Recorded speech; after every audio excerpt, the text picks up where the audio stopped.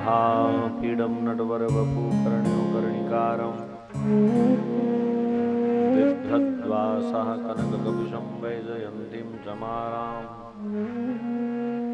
रन्ध्रान् वेणोऽधरसुधया पूरयन् गोपवृन्दैः वृन्दारण्यं स्वपदरमणं प्राविशद्गीतकीरति ध्येयं सदा परिभवनम् अभीष्टदोहं तीर्थास्पदं शिवविरञ्चिनुतं शरण्यं भृत्यार्तिहं प्रणतपाल्भवाब्धिबोधम् वन्दे महापुरुषते चरणारविन्दम् तप्तकाञ्चन गौराङ्गी श्रीराधे वृन्दावनेश्वरी श्रीवृषभानुसुते देवी प्रणमामि श्रीहरिप्रिया श्रीरामदूताय विद्महे वायुपुत्राय धीमहि तन्नः कपिः प्रचोदयात्। ॐ नमो भगवते वायुनन्दनाय। भक्ति भक्त भगवन्त गुरु चतुर नाम बपुएक, तिनके पद वंदन करूं तो नाशत विघ्न अनेक। जय हो ब्रिजराज की बांसुरी की, गिरिधारी की जय, बनवारी की जय जय। ललिता रंग देवी विशाखा की जय, सुकुमारी श्री राधिका प्यारी की जय जय। ब्रजलता तरु बैठ के पल भर करूं विश्राम, ब्रजरज मुख में डारी के सब बोलो श्री राधे श्याम, सब बोलो श्री राधे श्याम, सब बोलो श्री राधे श्याम। जय राधे जय राधे राधे, जय राधे जय श्री राधे। जय कृष्ण कृष्ण, जय कृष्ण जय श्री कृष्ण। जय राधे राधे राधे, जय राधे जय श्री राधे। जय कृष्ण कृष्ण, जय कृष्ण जय श्री कृष्ण। श्यामा गौरी नित्य किशोरी, प्रीतम जोरी प्यारी श्री राधे। रसिक रसीलो छैल छबीलो, गुण गर्वीलो प्यारो श्री कृष्ण।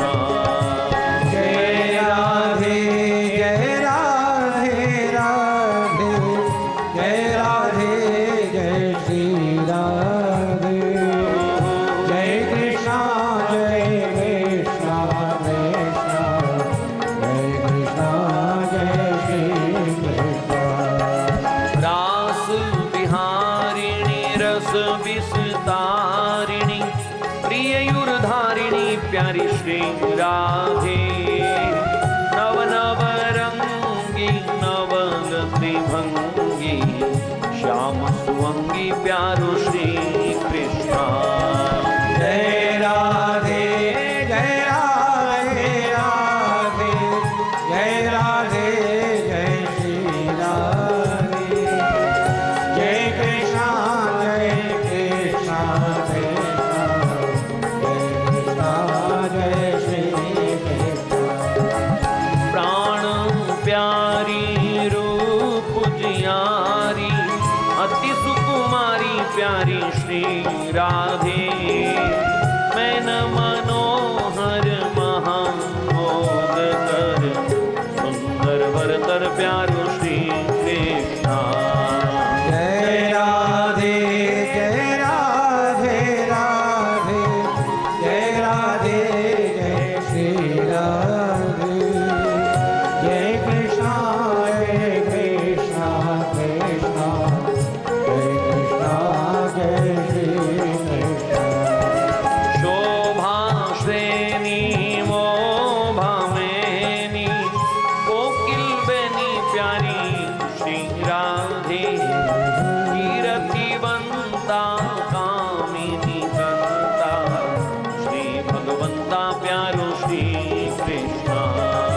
जय राधे जय राधे राधे जय राधे जय श्री राधे जय कृष्णा कृष्णा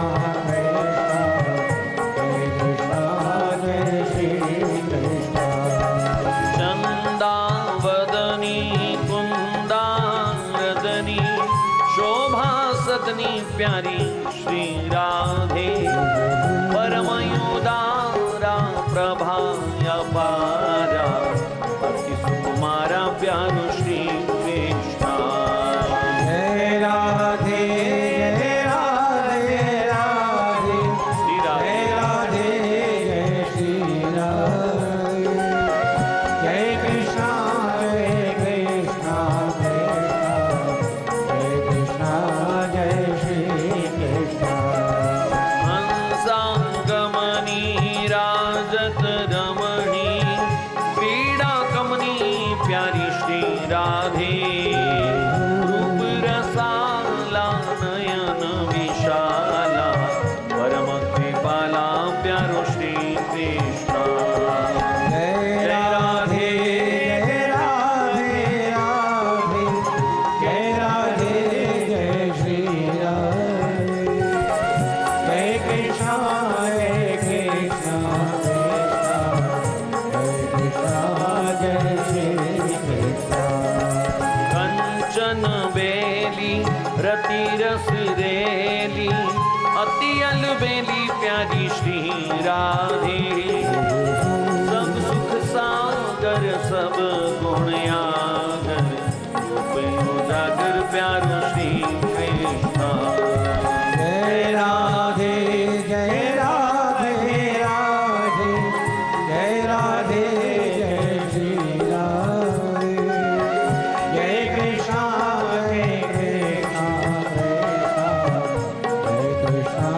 जय श्री कृष्णा रमणी रम्या तरुतर गम्या गुणया गम्या प्यारी श्री राधे धाम निवासी प्रभा प्रकाशी सहज सुहासी प्यारो श्री कृष्णा जय राधे जय राधे राधे जय राधे जय श्री राधे जय कृष्णा कृष्णा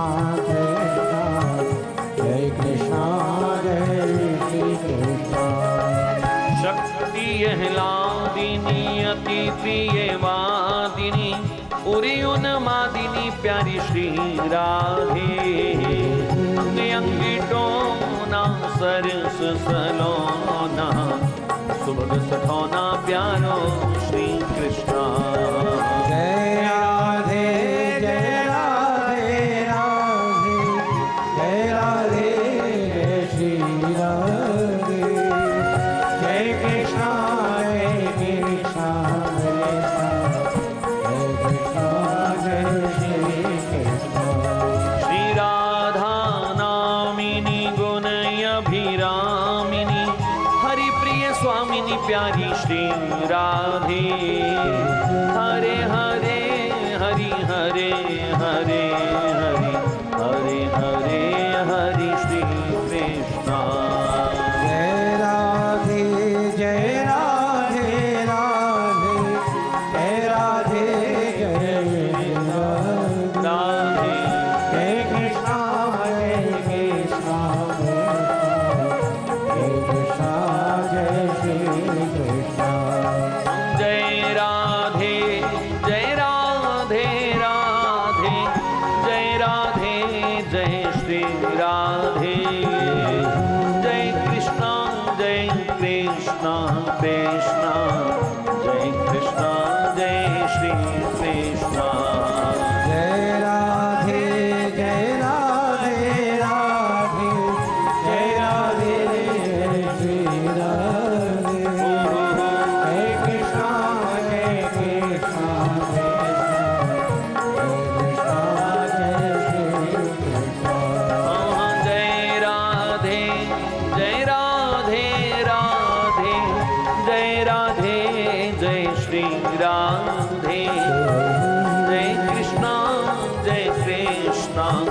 कृष्ण जय कृष्ण जय श्री कृष्ण जय राधे राधे राधे जय राधे जय श्री राधे जय कृष्ण जय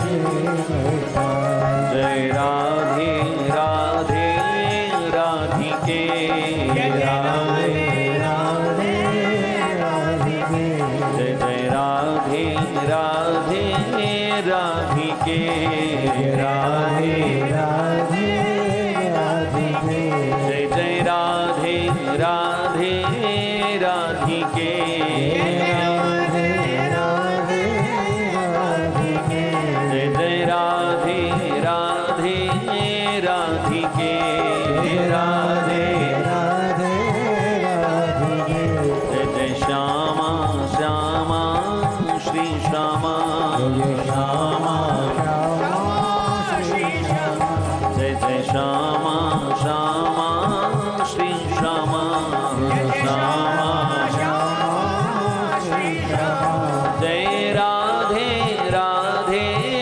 राधिके राधे राधे राधिके जय राधे राधे राधिके राधे राधे राधिके जय जय राधे राधे राधिके राधे राधे राधिके जय राधे राधे राधिके राधे राधे राधिके जय श्यामा श्यामा श्री श्यामा जय श्यामा श्यामा श्री श्यामा जय जय राधे राधे राधिके राधे राधे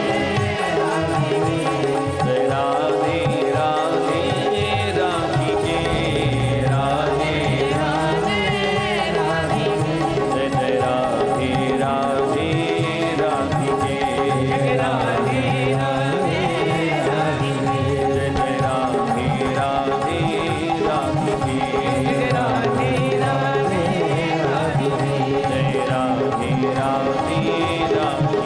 जय राधे राधे राधिके राधे राधे जय राधे राधे राधिके राधे राधे जय राधे राधे राधिके श्री वृंदावन बिहारी लाल की जय श्री युगल सरकार की जय श्री भागवत भगवान की जय श्री सुखदेव जी महाराज की जगत गुरु श्री श्री जी महाराज की श्री गौ माता की जय सत्य सनातन धर्म की श्री सद्गुरुदेव महाराज की जय जय श्री राधे जय जय श्री राधे जय जय श्री राधे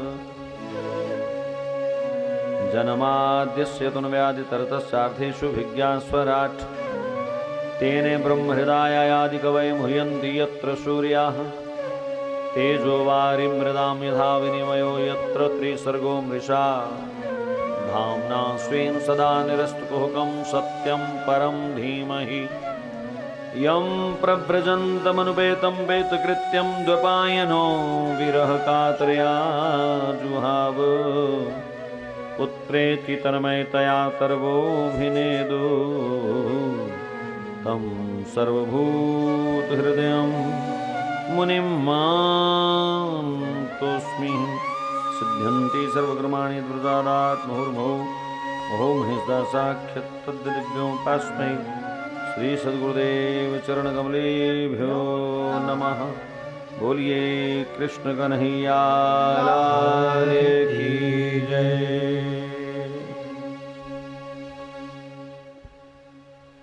परम प्रेमास्पद परम आराध्य ठाकुर जी के श्री चरणों में कोटि कोटि नमन। मंगलमयी भागवती वार्ता के द्वितीय दिवस के द्वितीय सत्र में समस्त भागवत कथा प्रेमियों का हार्दिक स्वागत है।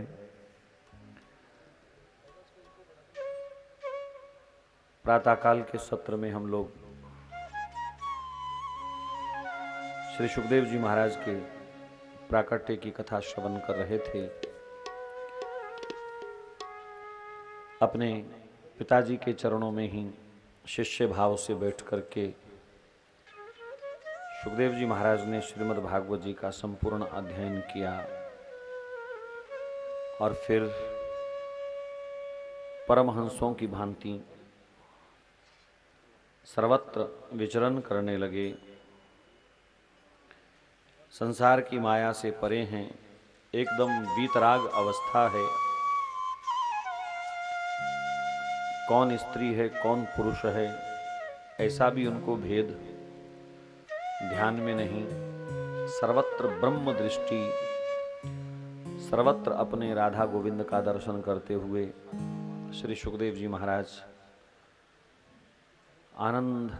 आनंद महसूस कर रहे हैं। शौनक ऋषि ने बीच में ही प्रश्न किया कि महाराज, विचरण करते हुए श्री सुखदेव जी महाराज अनायास गंगा जी के तट पर परीक्षित की सभा में कैसे पहुंचे,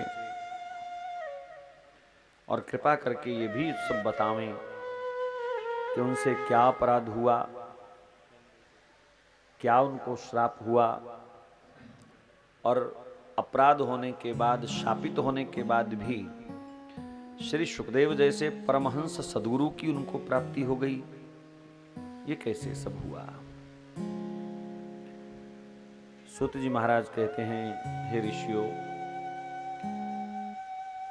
परीक्षित की सभा में श्री सुखदेव जी महाराज का स्वयं पधारना ये कैसे संभव हुआ। इसके पीछे महाभारत का वो सुंदर वृतांत,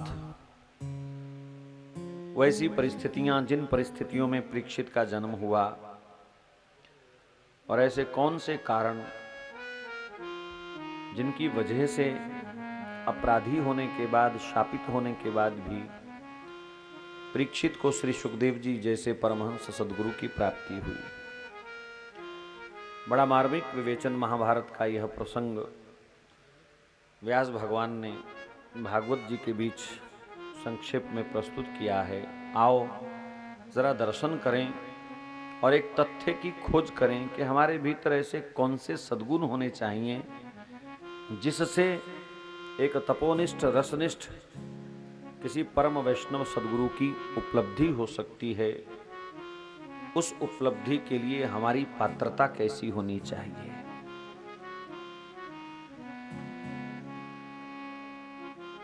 तो श्री सूत जी महाराज वर्णन कर रहे हैं, ऋषियों के संग हम आप सब श्रवण कर रहे हैं। आओ ध्यान देवें इस पावन प्रसंग पर। बहुत जरूरी, बहुत महत्वपूर्ण चर्चा है। महाभारत का युद्ध समाप्त हो चुका था, पर दुर्योधन अभी मरा नहीं।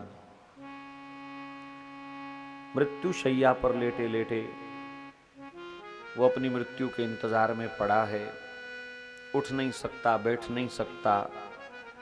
भीम ने कमर के नीचे प्रहार कर करके उसके सब अंगों को भंग कर दिया। जिस जंघा को बजा बजा करके वो द्रौपदी को कहता था नग्न होकर के यहां बैठ जा, भीम ने वहीं प्रहार कर करके उसकी हड्डियां तोड़ दी। बैठने उठने में एकदम सामर्थ्य उसका खत्म हो गया। वैसे भी सिद्धांत है, पापी व्यक्ति को मृत्यु भी जल्दी नहीं आती। पापी व्यक्ति की मृत्यु बड़ी कष्टदायी होती है। कुछ पापों का हिसाब किताब ठाकुर जी यहीं करवा देते हैं कि जिस शरीर से, जिस देह से सब पाप किया, उस देह से थोड़ा इसका फल भी भोग के देख। दूसरों को दुख देने वाले जरा स्वयं भी थोड़ा दुख देख, दुख कैसा होता है। तो दुर्योधन मृत्यु शैया पर मृत्यु के इंतजार में पड़ा कराह रहा है। और एक दिन अनायास ही उनके पास गुरु द्रोणाचार्य जी के पुत्र अश्वत्थामा पधारे हैं। दुर्योधन की ऐसी दुर्गति देख करके अश्वत्थामा जी को बड़ा क्रोध आया पांडवों पर, और एकदम दुर्योधन के प्रति बड़ी संवेदना प्रकट करते हुए कहने लगे कि इन पांडवों का बुरा हो, हे राजन, इन्होंने कैसी आपके साथ चालाकी से युद्ध किया, आपको नाभि के नीचे प्रहार कर करके इन्होंने परास्त किया, अक्षम बना दिया, आप उठ बैठ भी नहीं सकते। यहां दुर्योधन भी बड़ा तिलमिलाया, युद्ध के नियम तोड़ करके मेरे से युद्ध किया भीम ने, कृष्ण ने चालाकी करवाई पांडवों से, ये है वो है। जीवन भर जो अधर्म किया वो याद नहीं है, जीवन भर जो पाप किए वो याद नहीं है, और उस युद्ध के मैदान में एक एक ने नहीं, सबने मिल मिल करके जो नीतियों की धज्जियां उड़ाई, वो अपराध उनको याद नहीं है। और भगवान की आज्ञा से अगर भीम ने अपनी प्रतिज्ञा निभाते हुए उसको जंघा पर मार मार करके गिराया, तो उसको लग रहा है कि युद्ध के नियमों का उल्लंघन हुआ। ये वही दुर्योधन है जिसने गुरु द्रोणाचार्य से चक्रव्यूह की रचना कराई थी, बिना घोषणा किए हुए। पुराने समय में नियम होता था, दोनों सेनापति शाम को इकट्ठे होते थे और उनको बताना पड़ता था कि कल कौन सी नीति से युद्ध होगा। द्रोणाचार्य जी ने संध्या के समय युद्ध के विश्राम के बाद नीति तो कुछ और बताई, और अगले दिन एकदम चक्रव्यूह की रचना करके और अभिमन्यु को घेर लिया। अर्जुन को किसी और युद्ध के कारण थोड़ा अन्यत्र जाना पड़ा, इधर चक्रव्यूह देख करके सब पांडव भयभीत हुए, और अभिमन्यु कहता है, मैं जानता हूं चक्रव्यूह का भेदन कैसे किया जाता है। मां के गर्भ में ही एक दिन मैंने पिताजी से ये सब चर्चा श्रवण की थी, लेकिन समस्या ये है कि वो बाहर निकलना नहीं जानता। तो भीम इत्यादि सब ने कहा कि ठीक है, तुम एक बार उनकी किलेबंदी तोड़ो, बाहर हम अपने आप निकाल लेंगे आपको। लेकिन ये सब आप जानते हैं, वो अभिमन्यु उसमें घिर गया और सब सेनाओं में अन्य पांडव घिरे रहे, अर्जुन कहीं दूर है, और फिर 8 महारथियों ने मिलकर के उस निहत्थे अभिमन्यु पर वार किए। उसकी लाश के साथ भी ये लोग खेले, मृत शरीर पर भी इन्होंने तलवारें चला चला करके उसके शरीर को गोद दिया, कहीं जिंदा तो नहीं, जिंदा मानो सारी भड़ास उस बालक के ऊपर इन लोगों ने निकाली। तब इनको नहीं लगा कि एक निहत्थे पर नहीं, मरे हुए पर भी वार किए हमने, तब इन दुष्टों को अधर्म दिखाई नहीं दिया। और आज अपने ऊपर जब पड़ी मार तो सब अधर्म अधर्म करके चिल्लाने लगे। द्रौपदी के चीरहरण में इनको अधर्म नहीं दिखा, उन्हीं के पिता का राज्य छीन करके 5 गांव भी वापस नहीं करना चाहता, उसमें इनको अधर्म नहीं दिखा।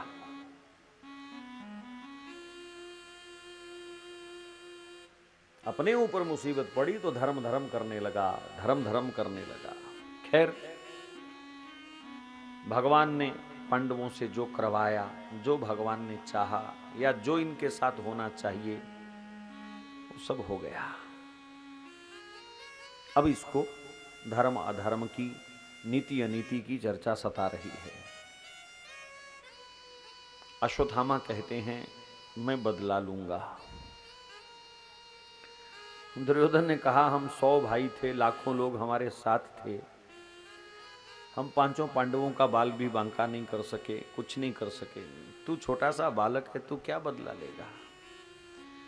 बोला, जो भी हो, नियम तो टूट ही चुके हैं युद्ध के सब, और मैं भी युद्ध के नियम तोड़ करके इनसे युद्ध करूंगा। कैसे? बोले, मैं रात्रि के समय सोए हुए पांडवों का वध कर दूंगा।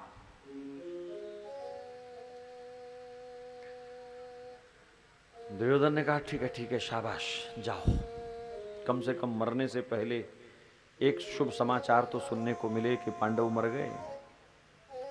सारी जिंदगी जिनको मारने की कोशिश में मैं लगा रहा, 5 क्या 1 भी ना मार सका, और हम 100 के 100 भाई मारे गए। अश्वत्थामा अगर आप इनको मार दो तो कम से कम मरने से पहले मेरी छाती को थोड़ी शीतलता तो मिले, पांडव मर गए। ये दूसरों को मार करके भी मजा लेना चाहिए क्या? दूसरों की हत्या करके आनंद लेना चाहिए क्या? लेकिन ये लेना चाहता है, दुष्ट है इसलिए। यही तो दुष्ट प्रवृत्ति है, दूसरों के दुख में अपना सुख देखना। संध्या के समय हाथ में नगन तलवार लेकर के अश्वत्थामा पांडवों के शिविर में चले गए। अंतर्यामी सर्वेश्वर भगवान सब जानते थे। शाम के समय ही भगवान श्री कृष्ण ने रथ तैयार किया। 5 पांडवों को रथ पर बैठे बैठे आवाज लगाई, आओ भाई बैठो, आज यहाँ कुछ मन नहीं लग रहा, चलो गंगा जी के किनारे बैठ करके कोई सत्संग करें, कोई चर्चा करें। 5 पांडवों ने एक बार भी किंतु परंतु नहीं किया। अपने पूज्य की आज्ञा पर किंतु परंतु नहीं होना चाहिए। माता पिता, गुरु और ईश्वर की वाणी पर किसी भी प्रकार का किंतु परंतु नहीं होना चाहिए। सत वचन, जो आज्ञा। 5 भाई उसी समय रथ पर बैठ गए। द्रौपदी के 5 पुत्र भी वहां खेल रहे थे। भगवान ने कहा बेटा तुम भी आ जाओ। नहीं आप करो सत्संग, हमको तो यहीं खेलना है। 5 ने भगवान की आज्ञा मानी और 5 ने नहीं मानी। 5 को लेकर के भगवान गंगा तट पर चले गए। रात्रि भर अनेकानेक प्रश्नों के उत्तर भगवान ने दिए। दिव्य सत्संग हुआ, दिव्य समागम हुआ। और इधर द्रौपदी के 5 पुत्र खेल कूद करके सो गए। अर्धरात्रि के समय अश्वत्थामा आए। द्रौपदी के 5 पुत्रों को 5 पांडव समझ करके उसने तलवार चलाई और सबके सिर काट लिए। रक्त की नदियां बहा दी उसने। अबोध बालकों के सर काट करके और दुर्योधन को खुशी देने के लिए एक वस्त्र में 5 सर रख लिए उसने। दुर्योधन को दिखाऊंगा, कम से कम उसका बदला पूर्ण हो सके, उसको आराम मिल सके मरने से पहले। और लेकर के उन मुंडों को दुर्योधन के पास पहुंचा। जैसे ही दुर्योधन को वो 5 सिर दिखाए खोल करके, ले तुम एक कहते थे, मैं 5 पांडवों को मार के ले आया, ये देखो उनके सर। तो दुर्योधन ने जब उन सरों को देखा तो दुर्योधन जैसा दुष्ट भी इस दुर्घटना की निंदा करने लगा। आश्चर्य होता है, इन 5 बालकों की हत्या पर दुर्योधन जैसे दुष्ट का मन भी पिघल गया। पहली बार उसके मुख से पांडवों के लिए भाई शब्द निकल आया। पहली बार दुर्योधन अपने अश्वत्थामा को डांट करके कहते हैं कि दुष्ट, इन 5 बालकों की हत्या करके तूने मेरे भाइयों का वंश नष्ट कर दिया।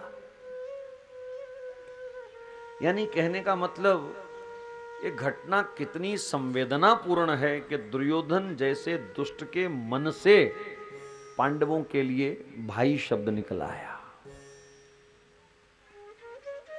जब दुर्योधन को दुख हुआ इस घटना का, तो द्रौपदी पर क्या बीती होगी, पांडवों पर क्या बीती होगी, अन्य पांडव परिवार पर क्या बीती होगी। उस बूढ़ी कुंती बेचारी ने कैसे इस दृश्य को देखा होगा, इसका वर्णन करना कठिन है। द्रौपदी जब उठी तो वो दृश्य देख करके क्या गुजरी होगी, उस पर शब्द नहीं है उस मां के दुख का जो वर्णन कर सके। इधर सूरज की पहली किरण के साथ ही भगवान पांडवों को लेकर के लौट आए। और जैसे ही पांडव रथ से उतरे, द्रौपदी का भयंकर चीत्कार उनको सुनाई दिया। क्या हुआ द्रौपदी? इशारा किया, देख लो। देखा तो पांचों के सर कटे पड़े हैं, खून की धारा बह गई। कौन आया, किसने ये सब किया? कहा कुछ पता नहीं, मैं जब जगी तो मैंने यही दृश्य देखा। ओ, भगवान के श्रीमुख की ओर देखने लगे। भगवान भी मौन हो गए, चुप रहे। बेचारे पांडव बिलख बिलख करके रोए। केशव, इतने बड़े महाभारत के युद्ध के बाद ये कैसी पराजय हमको देखने को मिली, ये कैसा दृश्य हम आज देख रहे हैं। एक साथ 5 पुत्रों की हत्या हो।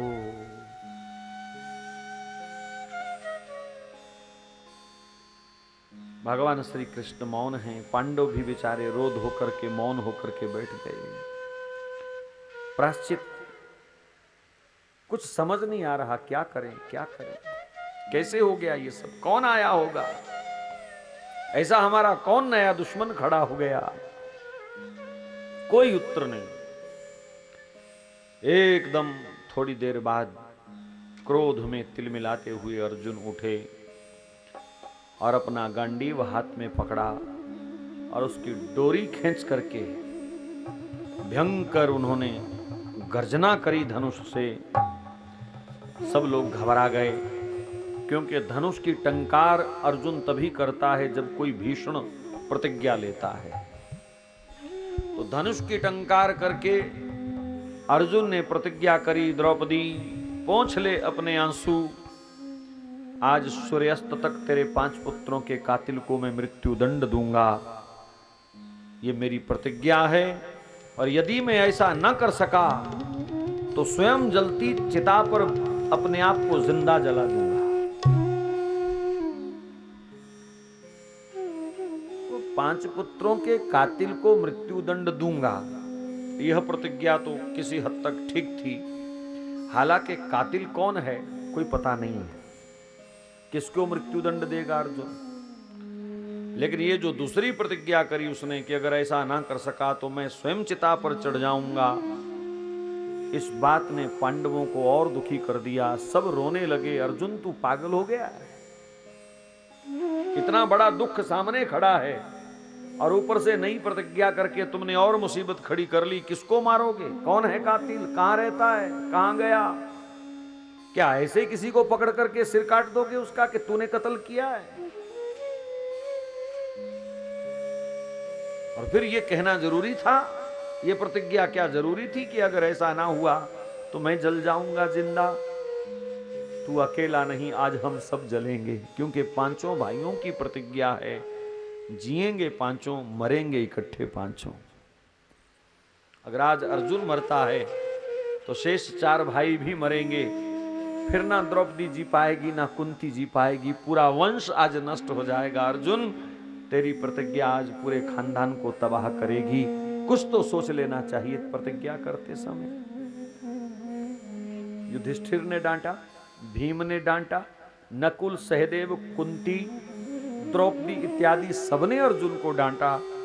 अर्जुन ढीठ बने खड़े रहे, कुछ नहीं बोले, एकदम बस मौन, कोई जवाब नहीं। अब सब डांट रहे थे तो थोड़ा भगवान ने भी डांट दिया, कृष्ण ने भी डांट दिया। कहा अर्जुन कुछ तो सोच लिया करो, प्रतिज्ञा करते समय प्रतिज्ञा का मतलब समझते हो, जो आए मुंह में बोलते रहते हो, कुछ तो ध्यान रखा करो। हल्का सा भगवान ने डांट दिया तो एकदम घुटने टेक करके ठाकुर जी के श्री चरणों में सिर रख करके बच्चों की तरह रोने लगा, जोर जोर से सिसकियां भर भर करके रोने लगा। भगवान ने कहा ले, सबने इतना इतना डांटा तब नहीं रोया, मैंने थोड़ा सी डांट लगाई और रोने लग गया। हाथ जोड़ करके कहता है गोविंद, जिसके भरोसे मैंने प्रतिज्ञा करी, अगर उसी को एतराज है तो फिर मेरा आज रक्षक कौन है? अगर वही मेरे विपरीत है, उसी को मंजूर नहीं मेरा संकल्प। कहा ये कैसा संकल्प किया तूने? कहा गोविंद मैं अनजान, मैं अनाड़ी, मैं कुछ नहीं जानता, संकल्प कैसा होना चाहिए कैसा मैंने किया। मैं तो सिर्फ इतना जानता हूं कि प्रतिज्ञा करना मेरा काम है और प्रतिज्ञा निभाना आपका काम है। आज कोई पढ़ा लिखा इस वाक्य को सुने, समझे, विचारे तो कहेगा अर्जुन मूर्ख था। इस प्रकार भी कोई नियम लिया जाता है, इस प्रकार भी कोई प्रतिज्ञा की जाती है, अंधेरे में तीर चलाने वाली बात। लेकिन ये अर्जुन की मूर्खता नहीं, ये अर्जुन का भगवान श्री कृष्ण पर दृढ़ विश्वास था। विश्वास हो तो दृढ़ हो। विश्वास सीखो उस छोटे से बच्चे से, जिस बच्चे को बाप ने पकड़ा हुआ है ऐसे बगलों से और एकदम उसको ऊपर उछाल दिया। बच्चा किलकारी मार के हंसता है। बाप ने बच्चे को ऊपर उछाल दिया। बच्चे को कष्ट नहीं है, बच्चे को दुख नहीं है, उसे गिरने का डर नहीं है। वो जानता है मेरा बाप मुझे गिरने नहीं देगा। अगर उसने उछाला है तो वो पकड़ लेगा। उस बालक को कितना विश्वास है अपने बाप पर। तो एक अबोध बच्चा अपने बाप पर इतना विश्वास करता है तो सज्जनों, हमको भी अपने बाप पर विश्वास होना चाहिए। वो हमें गिरने नहीं देगा, वो जरूर संभालेगा। हर घड़ी में हमें वो संभालेगा, हर परीक्षा में हमें उत्तीर्ण करेगा वो। तो अर्जुन का ये दृढ़ विश्वास है कि मेरा बाप कमजोर नहीं है, मेरा यार कृष्ण कमजोर नहीं है। मेरी आज तक उसने हर प्रतिज्ञा निभाई है तो वो आज भी निभाएगा। भगवान ने जब अर्जुन का वाक्य सुना तो एकदम उठा करके हृदय से लगा लिया। कहा अर्जुन, इतना भरोसा है तुम्हें मुझ पर? कहा ठाकुर, तेरे सिवाय संसार में है कौन जिस पर मैं भरोसा करूं? भगवान ने कहा चल। उसी रथ पर भगवान अर्जुन को लेकर के चल दिए। अश्वत्थामा को दुर्योधन ने भगा दिया। कहा भाग जा, अर्जुन कृष्ण आते होंगे, तुझे छोड़ेंगे नहीं। उन्हें जरूर संदेह होगा मुझ पर कि जरूर मैंने ही किसी को भेजा है और वो खोज करते करते यहीं मेरे पास आवेंगे। भाग जा, जितना भाग सकता है भाग जा।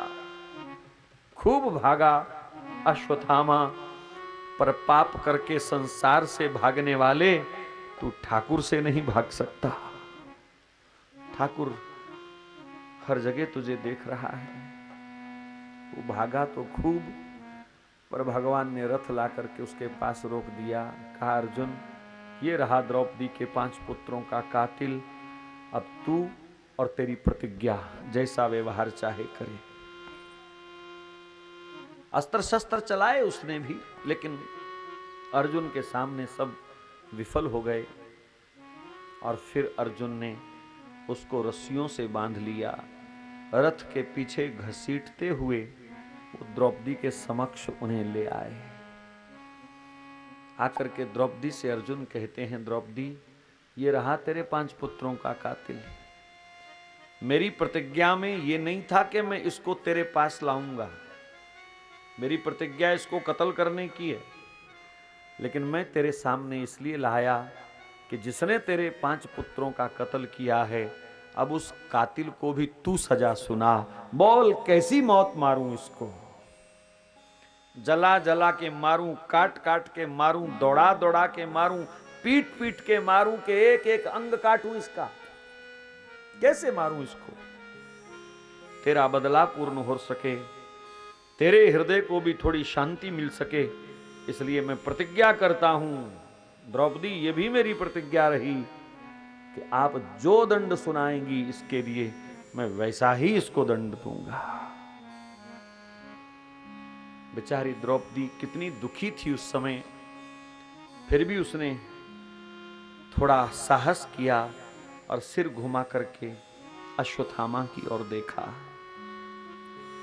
अश्वत्थामा को देखा द्रौपदी ने, रस्सियों से बंधे हुए वो थर थर कांप रहे थे। चेहरे पर मृत्यु का भय साफ झलक रहा था।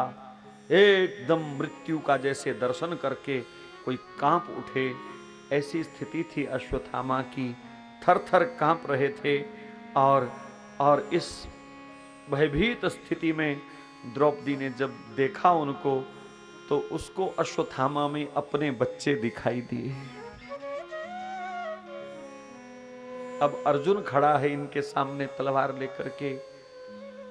रात को यह मेरे बच्चों के सामने खड़ा था तलवार लेकर के, वो भी ऐसे ही कांपे होंगे, वो भी ऐसे ही थर्राए होंगे। अश्वत्थामा के भीतर जब अपने पुत्रों का उसको दर्शन हुआ तो एकदम मन के अंदर विचार आया, अब मैं दूसरी बार किसी के पुत्र को नहीं मरने दूंगी। एक बार किसी मां का पुत्र मर गया, अब मैं दोबारा किसी मां के पुत्र को नहीं मरने दूंगी। अर्जुन से कहती है, आपने कहा मैं जो कहूंगी वही करोगे? बोले हाँ बिल्कुल। तो ठीक है, 2 पल का इंतजार कीजिए। और द्रौपदी ने वो किया शायद जो कोई ना कर सके। 5 पुत्रों के कातिल की रस्सियां खोली और फिर उनके चरणों में दंडवत किया, प्रणाम किया।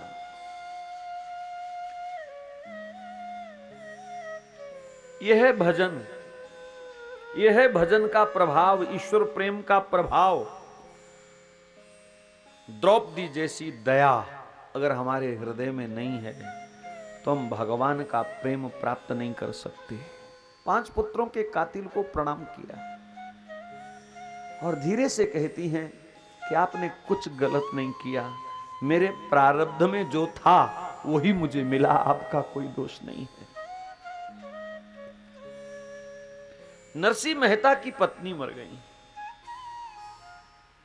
नरसिंह मेहता रोए नहीं, भगवान का धन्यवाद किया उन्होंने कि चलो प्रभु जो हुआ अच्छा हुआ, अब एक कोने में बैठ करके भजन करूंगा। बाद में उनका इकलौता बेटा भी मर गया, जिससे उनका वंश चलना था, वो भी मर गया। और उस स्थिति में भी नरसिंह मेहता ने ठाकुर जी का धन्यवाद किया। कहा प्रभु एक चीज मांगू आपसे, बस किसी भी स्थिति में अब मेरे मन में वंश वृद्धि की भावना नहीं आनी चाहिए।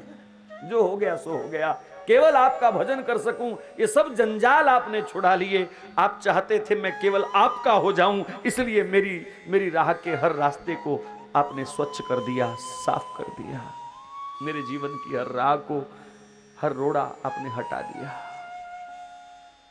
इतनी बड़ी उदारता चाहिए, और ये उदारता भी प्रभु प्रेम से ही आती है। कोई प्रभु प्रेमी ही ऐसी उदारता दिखा सकता है, कोई दूसरा नहीं। पंजाब के अंदर गुरु गोविंद सिंह जी के 2 बड़े बेटे शहीद हो गए युद्ध में। मात्र 14-15 साल की दोनों की आयु थी और दोनों शहीद हो गए। और छोटे 2 बच्चों की चिंता लेकर के उनके अनुयायी उनके पास आए। कहा 2 तो मर गए, इन 2 को बचा लीजिए, कम से कम वंश तो चलना चाहिए। तो उन्होंने उसी समय अपने अनुयायियों को कहा कि नहीं, 2 चले गए, अब इनकी बारी है। देश के लिए, धर्म के लिए अब इनको भी मुझे अर्पित करना है। ये नहीं जो सौभाग्य देश के लिए मरने का बड़े 2 भाइयों को प्राप्त हुआ है, छोटे उस सौभाग्य से क्यों वंचित रहे। कभी बाप वारा, कभी बेटे वारे, ये किस्तों में कर्जा अदा हो रहा है, ये किस्तों में कर्जा अदा हो रहा है। तो मृत्यु में भी ठाकुर जी की कृपा का दर्शन करना। और मैं फिर दोहराऊं कि ऐसी भावना किसी प्रेमी के अंदर ही आ सकती है। दृढ़ विश्वास है जिसका भगवान में, कि आम आदमी ऐसी उदारता नहीं दिखा सकता। ये हौसला, ये हिम्मत प्रभु से प्रेम करने वाले के हृदय में ही होती है। प्रेम ही एक ऐसा बल है जो आदमी को स्थिर करता है, पुनः खड़े होने की हिम्मत देता है। वरना संसार के हालत कई बार ऐसी कमर तोड़ते हैं कि आदमी उठ नहीं सकता। धन्यवाद करो उस भगवान का, सिर्फ भगवान का, जिसके प्रेम ने पुनः खड़े होने की हिम्मत प्रदान करी, अन्यथा मुश्किल है। द्रौपदी ने अर्जुन से कहा, मुच्यताम मुच्यतामेश ब्राह्मणो नितराम गुरु, ब्राह्मणो नितराम गुरु। छोड़ दीजिए, इन्हें छोड़ दीजिए। ब्राह्मण गुरु तुल्य होते हैं और ये तो गुरु पुत्र है। गुरु पुत्र में भी गुरु भाव होना चाहिए। ये गुरु पुत्र है, छोड़ दीजिए। पांचों पांडव एक साथ चिल्लाए, द्रौपदी पागल हो गई है तू, ये दया दिखाने की जगह नहीं है, ये दया दिखाने का समय नहीं है। कौन सी प्रसिद्धि लेना चाहती है तू, पागल। अर्जुन की प्रतिज्ञा नहीं जानती, अगर ये जिंदा रहा तो अर्जुन मरेगा, फिर हम सब मरेंगे और फिर तुझे भी मरना पड़ेगा। तू कहां जिंदा रहेगी ऐसे मौत के नृत्य को देखने के बाद? जल्दी अपना विचार बदल और इसके लिए कठोर से कठोर मृत्यु दंड सुना। द्रौपदी ने कहा, आपने कहा था मैं जैसा कहूंगी आप वैसा ही करोगे, तो अब मैंने बोल दिया, अब आप विरोध क्यों कर रहे हो?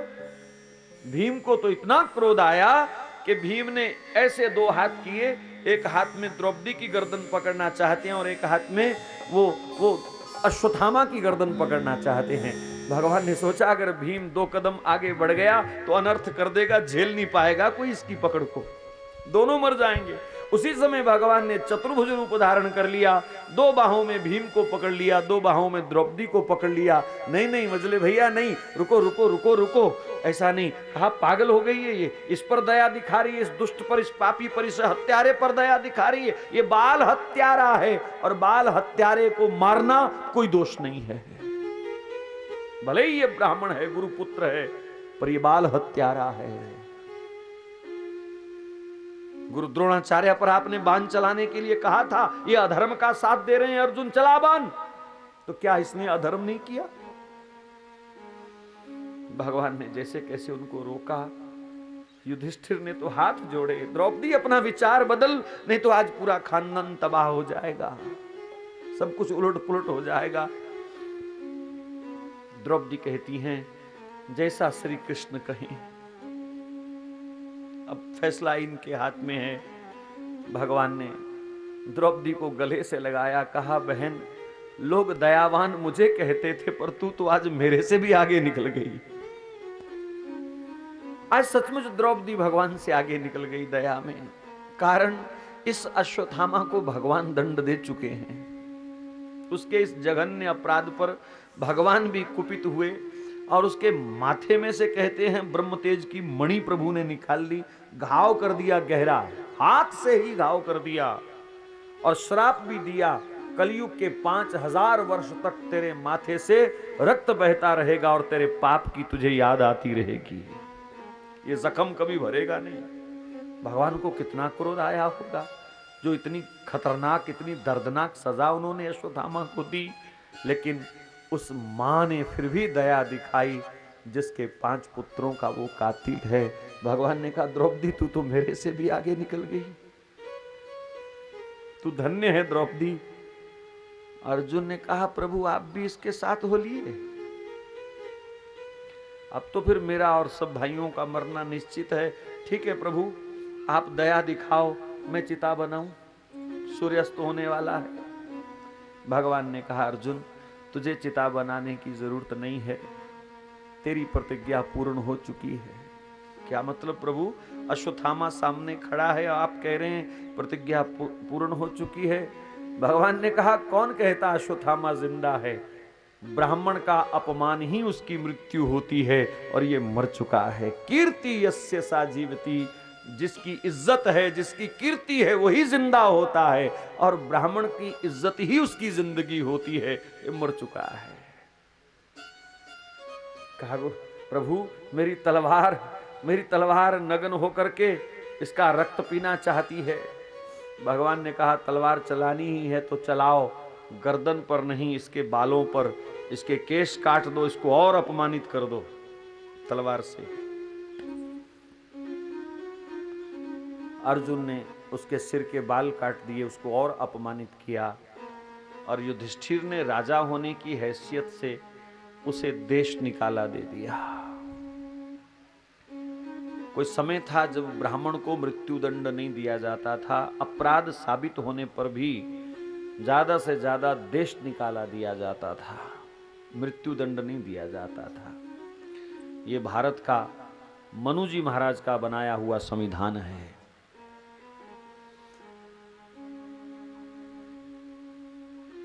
अश्वत्थामा को तुरंत भाग जाने के लिए कहा, देश छोड़ के चला जा। 5 पांडव और श्री कृष्ण मृत पुत्रों के अंतिम संस्कार की तैयारी करने लगे। जाते जाते इस दुष्ट अश्वत्थामा का मन फिर बदला। श्री कृष्ण और द्रौपदी की इस संयुक्त दया को, पांडवों की इस कृपा को उसने उनकी कमजोरी समझ लिया। डरते हैं मुझसे इसलिए मुझे हाथ नहीं लगाया इन्होंने, ये सब नाटक किया इन्होंने। दरअसल ये मेरे से डरते हैं। हर पापी यही सोचता है कि मेरे से डरते हैं।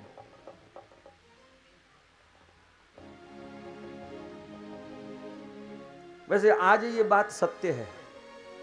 कसाब और अफजल गुरु बैठ करके जेल में यही सोच रहे हैं कि ये सब नेता हमसे डरते हैं, इसलिए हमको हाथ नहीं लगा रहे। अपराध तो साबित हो चुका है, लेकिन ये बात सत्य है कि आज के नेता डरते हैं।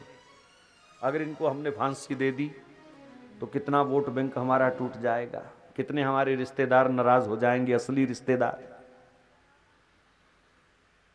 और ये सब पाकिस्तान के एजेंट हैं और इन्हीं एजेंटों के माध्यम से हमारा हवाला का पैसा सारा अरब देशों में पहुंचता है। कहीं पोल ना खोल दें हमारी बात में, इसलिए संभाल के रखे हुए हैं।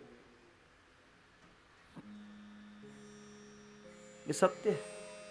लेकिन पांडव तो नहीं डरते थे, श्री कृष्ण तो नहीं डरते थे, लेकिन वो अपराधी कह रहे मेरे से डरते हैं ये।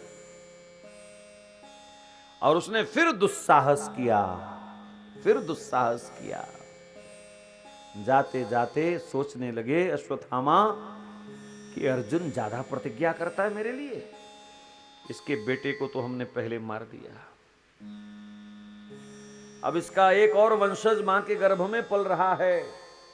अभिमन्यु की आखिरी निशानी उत्तरा के गर्भ में पल रही है। बोले अगर मैं उसको नष्ट कर दूं तो अर्जुन की तो कमर टूट जाएगी, जिंदगी भर रोएगा इस वैर को याद कर करके, इस संबंध को याद करके। तो वहीं अभिमंत्रित करके अश्वत्थामा ने अग्नेयास्त्र उत्तरा के गर्भ पर छोड़ दिया। उत्तरा के गर्भ में वो अग्नि बाण लगा जा करके सूक्ष्म रूप से मंत्र शक्ति से, और उत्तरा का गर्भ जलने लगा। उसे भयंकर वेदना हुई। उसी समय वो रोती चीखती चिल्लाती कृष्ण गोविंद ऐसा पुकारती हुई धड़ाम भगवान श्री कृष्ण के चरणों में जाकर के गिरी। पांचों पुत्रों का अंतिम संस्कार करके सब लौट रहे थे। उत्तरे बेटी क्या हुआ? केशव मेरा उदर जल रहा है, कोई मेरा बालक मुझसे छीन रहा है, मेरे पेट में भयंकर जलन हो रही है, बचाओ प्रभु बचाओ। भगवान ने उसी समय ध्यान किया, ओ अश्वत्थामा तेरी दुष्टता गई नहीं। समय बहुत कम था, एक पल भी अगर देरी हो जाती तो इतिहास बदल जाता, अनर्थ हो जाता। भगवान ने एक पल भी नहीं लगाया। भक्त तत्पर है भगवान, भक्त वत्सल है और भक्त के लिए सदा तैयार है भगवान। उसी समय अंगुष्ठ मात्र रूप धारण किया प्रभु ने, सुदर्शन चक्कर लेकर के उत्तरा के गर्भ में चले गए और अग्नि बाण काट करके उस बालक की प्रभु ने रक्षा करी। बोलो भक्त वत्सल भगवान की जय। और गर्भस्थ शिशु की रक्षा करने के बाद भी भगवान बाहर नहीं आए, वहीं बैठे रहे। संतों ने कहा प्रभु काम हो गया, बाहर आ जाओ। अब ये गर्भ कोई अच्छी जगह तो है नहीं रहने के लिए, कहां बैठ गया? कितनी गंदगी होती है मां के गर्भ में, कितनी बदबू होती है वहां पर। और भगवान वहीं बैठे। कहा नहीं, जब तक मेरे चरणों में समर्पित इस अर्जुन का वंश सुरक्षित आगे नहीं बढ़ जाता, मैं यहीं रहूंगा। रक्षिष्ये सर्वतोहम, हर प्रकार से इसकी रक्षा करूंगा मैं। 9 महीने भगवान उत्तरा के गर्भ में रहे। एक रूप से तो बाहर बैठे और दूसरे रूप से मां के गर्भ में रहे। धन्य है वो मां जिसने गर्भ में ही अपने पुत्र को भगवान का दर्शन करा दिया। संत कहते हैं देखो मां की कितनी सुंदर ये चतुराई है, कैसी भाव भरी चतुराई है। एक तो दर्शन करा दिया, और केवल दर्शन ही नहीं, भगवान को गर्भ में रख करके उत्तरा ने श्री कृष्ण को परीक्षित का छोटा भाई बना दिया। क्योंकि उस गर्भ में पहले परीक्षित आए हैं और बाद में भगवान गए हैं, तो छोटे भाई हो गए। धन्य है वो मां जो गर्भ में ही अपनी संतान को भगवान से मिला दे। बस ये संकेत उत्तरा के गर्भ की रक्षा हुई। यहां एक बात जरूर कहना चाहूंगा, महाभारत में उत्तरा से पूछा किसी ने, बेटी इतने इतने अस्त्र शस्त्रधारी सब योद्धा खड़े थे और कृष्ण तो खाली हाथ खड़े थे, तू सबके पास ना जाकर के कृष्ण के चरणों में ही क्यों गिरी जाकर के? तू गदाधारी भीम से बात करती, हर बाण को काटने की क्षमता रखते हैं अर्जुन, तू अर्जुन से बात करती। युधिष्ठिर, नकुल, सहदेव इत्यादि सब खड़े थे, श्री कृष्ण तो खाली हाथ खड़े थे, तो उनके पास क्यों गई अपनी प्रार्थना लेकर के? तो इस देवी ने जो बात कही वो हम सबको अमल में लानी चाहिए।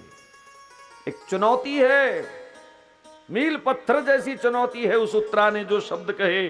उत्तरा कहती है, सुनो, अपने इष्ट को छोड़ करके जो गैरों की शरण ले उसे मर जाना चाहिए, मर जाना चाहिए उसे। आज कहां कहां हम नाक रगड़ते रहते हैं, पूछो अपने आप से, मैं अपने आप से पूछूं, आप अपने अपने पूछो, कहां कहां नाक रगड़ते हैं? कितने देवी देवता हैं हमारे, कितने आराध्य हैं हमारे, कितने कितने गुरु लोगों ने बना रखे हैं। जहां थोड़ा सा लाभ मिले उसी को भगवान मान लेते हैं, वहीं नाक रगड़ना शुरू कर देते हैं लोग। ये अच्छी बात नहीं है।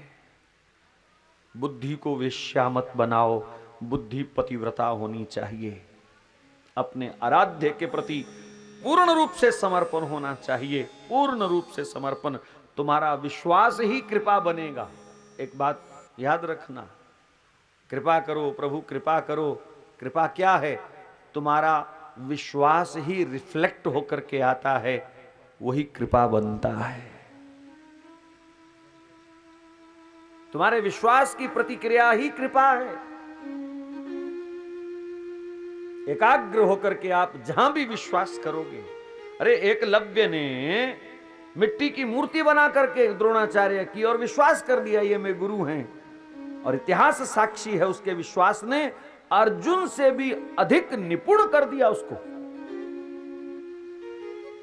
गुरु द्रोणाचार्य स्वयं हैरान हो गए जब उसके निशाने को देखा उन्होंने। एकलव्य को कुत्ता भौंकता था तो भौंकने में जितना उतने में वो 3-4 तीर गाड़ देता था उसके मुंह में। अरे यार, कहां से सीखा तूने? बोले द्रोणाचार्य जी से। मेरा तो कोई शिष्य नहीं है ऐसा, मैंने तो आपको कभी शिष्य नहीं माना। बोले आपने मुझे शिष्य नहीं माना, पर मैंने तो आपको गुरु माना है, विश्वास किया है आप पर, ये आप ही की कृपा है। दिखाई मूर्ति, ये देखो आपने मना कर दिया था, आपकी मिट्टी की मूर्ति बना ली मैंने। विश्वास। आज क्यों लोग दुखी हैं? क्योंकि विश्वास डगमगाया हुआ है, डगमगाया हुआ है। कभी कहीं भटकना, कभी कहीं भटकना, कभी कोई पाठ, कभी कोई पाठ। अपने गुरु मंत्र पर दृढ़ रहो, सब देवताओं की शक्ति तुम्हारे गुरु मंत्र में आ जाएगी। सब देवी देवता, 33 करोड़ देवी देवता तुम्हारे आराध्य में ही आ जाएंगे।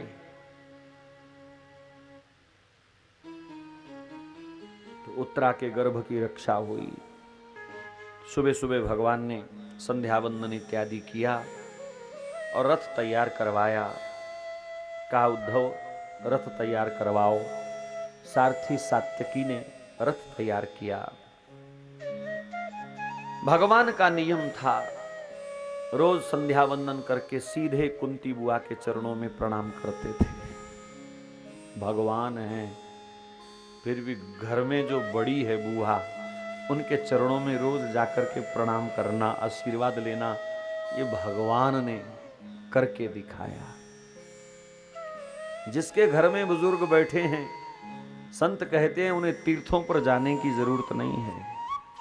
उन्हें सर्वप्रथम अपने घर में बैठे इन तीर्थों का आशीर्वाद लेना चाहिए। माता पिता, सास ससुर, जो भी बड़े बुजुर्ग घर में बैठे हैं, उनका सादर अभिवादन करो, उनसे आशीर्वाद लो। यही तुम्हारे सबसे पहले तीर्थ हैं।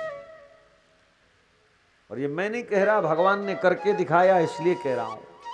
कुंती बुआ के चरणों में अखिल कोटि ब्रह्मांड नायक भगवान श्री कृष्ण रोज नियम से प्रणाम करने जाते हैं। 10 मिनट पास बैठते हैं।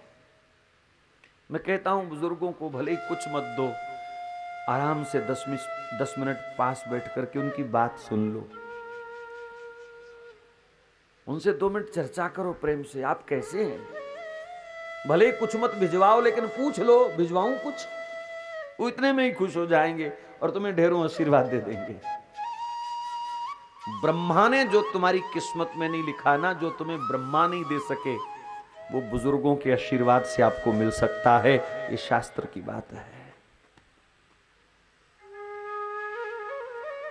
आयु, विद्या, यश और बल ये केवल बुजुर्गों के आशीर्वाद से, वृद्धों के आशीर्वाद से मिलता है। कोई ज्ञान में वृद्ध है, कोई भजन में वृद्ध है, कोई आयु में वृद्ध है, कोई अनुभव में वृद्ध है। तो जिस प्रकार से भी कोई हमसे बड़ा है उसका अभिवादन करें, प्रणाम करें। तो भगवान नियम से कुंती बुआ को प्रणाम करते हैं। आज प्रभु ने कहा कुंती बुआ से वहीं से विदा लेकर के हम द्वारिका के लिए प्रस्थान करेंगे। रथ पर बैठ करके आ रहे हैं। कुंती को पता नहीं किसी ने बता दिया कि चलती हुई हवा ने कानों में गुंजार कर दी कि कृष्ण जा रहे हैं। उसके मन ने गवाही दी, आज कृष्ण जा रहे हैं। वो रथ पर बैठ करके क्यों आ रहे हैं मेरे पास? सदा पैदल आते थे, चल के आते थे, वो रथ पर बैठ के क्यों आ रहे हैं? कहीं आगे जाने का निर्णय तो नहीं कर लिया प्रभु ने? और एकदम हा कृष्ण करती हुई कुंती बुआ भागी महलों से। भूल गई कि मैं बूढ़ी हूं, वृद्धा हूं, मुझे भागना नहीं चाहिए। भूल गई मैं विश्व विजेता पांडवों की मां हूं। भूल गई मैं इस वंश की राजमाता हूं। कृष्ण कृष्ण कृष्ण प्रेम में दीवानी होकर के, पागल सी होकर के और एकदम उन्मत्त होकर के कृष्ण कृष्ण करती हुई और जाकर के मार्ग में खड़ी हो गई। सामने से भगवान आ रहे हैं। दूर से प्रभु ने देखा कुंती बुआ मार्ग में खड़ी हैं। अरे भाई रथ रोको। रथ रोका, भगवान उतरे और एकदम छलांग लगा करके कुंती बुआ की तरफ भागे। अरे बुआ आप यहां क्या कर रही हैं? मैं तो आप ही के पास आ रहा था। प्रणाम करने के लिए जैसे ही प्रभु आगे बढ़े, झुके थोड़ा सा, कुंती बुआ ने हाथ पकड़ लिए। नहीं नहीं नहीं नहीं कृष्ण, नहीं नहीं नहीं नहीं नहीं नहीं बुआ, आज ऐसा क्यों कर रही हो? ये तो मेरा कर्तव्य है आपको नमन करना, आपको प्रणाम करना। कहा गोविंद आपने अपना कर्तव्य तो रोज बखूबी से निभाया, पर मैं अपना कर्तव्य निभाना रोज भूलती रही। बुआ क्या हो गया तुम्हें? कौन सा कर्तव्य नहीं निभाया तूने? हाँ कृष्ण, मेरा भी कोई कर्तव्य था आपके प्रति। अरे बुआ इतना तो प्रेम देती हो, इतना तो स्नेह देती हो, और कौन सा कर्तव्य? कुंती बुआ कहती है कृष्ण सच कहूं आज तेरी बारी नहीं, आज मेरी बारी है प्रणाम करने की। आज मैं आपको प्रणाम करना चाहती हूं। अरे बुआ क्या हो गया तुम्हें? ऐसी अटपटी बातें क्यों कर रही है? हाँ कृष्ण, तूने सदा अपना कर्तव्य निभाया, आज मैं अपना कर्तव्य निभाना चाहती हूं। अरे बुआ मेरी मां जैसी है तू, और आपको तो आशीर्वाद देना चाहिए, आप प्रणाम करने की बात करती हो।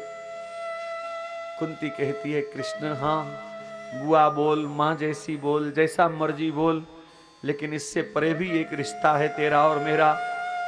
क्या रिश्ता है बुआ? कहा ये कुंती बुआ तेरे चरणों की दासी है कृष्ण, तेरे चरणों की दासी है। और इस दासी ने चाह करके भी कभी अपने कर्तव्य का निर्वाह नहीं किया। भगवान बड़े हैरान हुए, बुआ हो क्या गया तुम्हें आज ऐसी अटपटी बातें क्यों कर रही हो? कहा कृष्ण तू भगवान है, तू भगवान है। हाँ हाँ माता पिता बच्चों को भगवान ही कहते हैं। नहीं कृष्ण तू सचमुच भगवान है। कहा बुआ कैसे कह सकती हो मैं भगवान हूं? तो कहा जो बिना स्वार्थ के किसी के काम आवे वही तो भगवान होता है। कारण बिन रघुनाथ कृपाला, बिना कारण जो किसी का काम सवारे। और कृष्ण मेरे जीवन में एक भी दिन ऐसा नहीं आया जब आपने मेरी कोई मदद नहीं करी, मेरा कोई काम नहीं सवारा। और कुंती ने एक एक दिन को याद किया। धन्यवाद करने की आदत उसी की बन सकती है जिसको भगवान की कृपा याद है। मेरी मेहनत मैंने किया, मेरी योजना, मेरा दिमाग, ऐसा सोचने वाले कभी भी भगवान के प्रति कृतज्ञ नहीं हो सकते। धीरे धीरे जीवन ही कृतघ्न हो जाता है। कुंती को भगवान की कृपा का एक एक दिन याद है। अगर हम चाहते हैं कि भगवान के लिए हमारी आंख सदा तरल रहे, भगवान के लिए हमारा हृदय सदा सरल रहे, तो एक ही तरीका है, हर समय भगवान के उपकारों को, भगवान की कृपाओं को याद करो, याद रखो और धन्यवाद करो। सर्वप्रथम इस मनुष्य शरीर में आना ही सबसे बड़ी भगवान की कृपा है। मैं तो कभी कभी सोचता हूं, भगवान मूछ ना लगाते पूछ लगा देते तो हम क्या कर लेते हैं? क्या कर लेते हम? कहां मुकदमा करते प्रभु पर, कहां बहस करते, कहां तर्क करते कि प्रभु पुनः जानवर बना दिया। इससे बड़ी कृपा प्रभु की और क्या हो सकती है कि जैसे उनका शरीर था, जैसे उनकी आंख थी वैसे हमको दी, जैसा उनका नाक था वैसा हमको दिया, जैसे हाथ पैर उनके अपने थे वैसे ही हमको दिए।